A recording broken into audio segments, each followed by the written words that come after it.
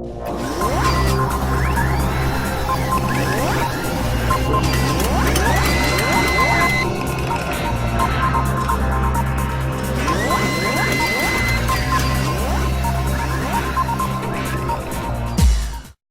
YouTube, and this is Robert with Super Galactic Geek Review, and we've got another comic book review for you today.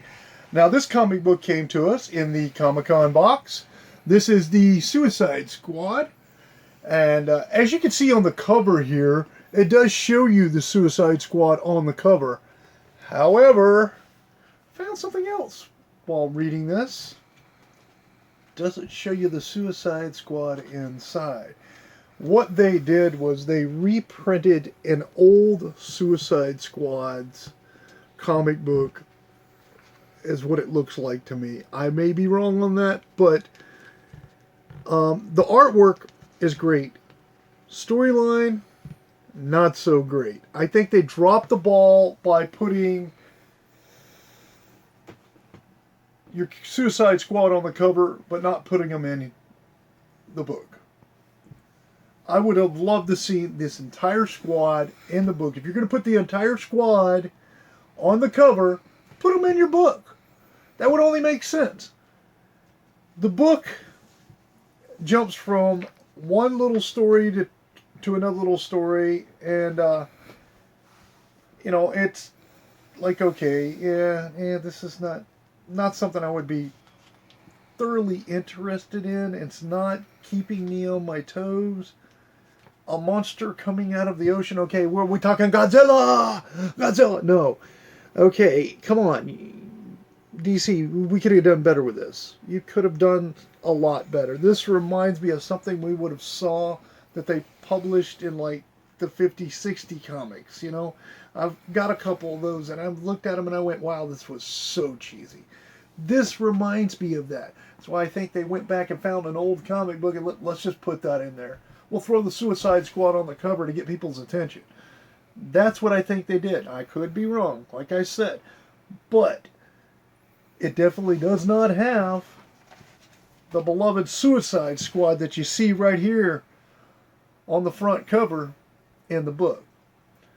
So for the deception, it's going to lose some points there because, that's pure deception right there. So, this is book number 25 of the Suicide Squad.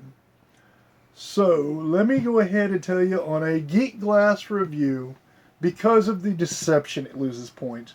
Because of the poor read, it loses points. The only thing that kept this thing even floating was the artwork was very bright, the colors were clear, the line work was well done. That's what kept it up. Even with the artwork, though, let me show you something here. There are some parts of it that, they really got the faces are, they're going to draw them really tiny, and you really can't make out the faces too well. Like, you can't see these real clear. They're not. So, and that's throughout the book, you see stuff like that. So, the artwork had its downfalls too in this book. DC has done so well in their past few books that I've done. And then I get this, and I'm thinking, great, I'm going to do a review on that. It's Suicide Squad. I was disappointed. So, taking into effect the deception of the cover, the artwork is not bad, but it still has flaws. The read was absolutely horrendous reading this. I could only give this a 4. That's 4 Geek Glasses. And I think you could have gotten so much more if you would have incorporated the characters that were on the cover. If you would have went and made, even if you had to add a few more pages, make the panels larger and make not the faces squished down so small and, trying to make out what the characters are and all that. I would prefer to see something like that than to see you try to compact as much little bitty artwork into each tiny little panel. I'd rather see larger panels, better artwork. I'd rather see a better storyline. I'd rather see the characters on the cover of the book right here in the book. If you're going to put them on the cover, put them in the book. So, could only give it a 4, unfortunately. So YouTube, go ahead and click that like button. Don't forget to subscribe and be proud to be a geek.